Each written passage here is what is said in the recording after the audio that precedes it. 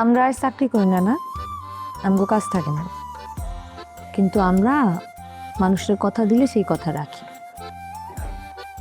এই চাকরি করে আসলে বুঝবেন না, কিন্তু ঠিকই বুঝছেন।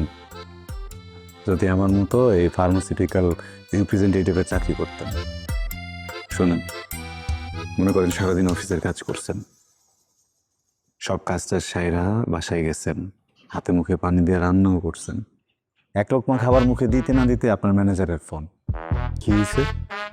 কোনো এক ডাক্তারের বউয়ের ওই রাতের বেলা ঝালবাড়া চটপটি খেতে মন চাইছে, খাবার মাবার সব ফালায় ভোদর।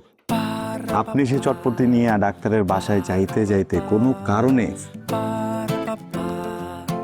যদি সেই ডাক্তারের বউয়ের চটপটি খাওয়ার ইচ্ছা মরে যায়, সেখানে শুধু ইচ্ছা মরবে না, সেখানে মরবে আপনার স্বপ্ন, আপনার আশা, আপনার পরিশ্রম। কারণ পরের দিন ডাক্তার নিজের প্রেসক্রিপশনে আপনার কোম্পানির ওষুধের নাম আর লিখবে না।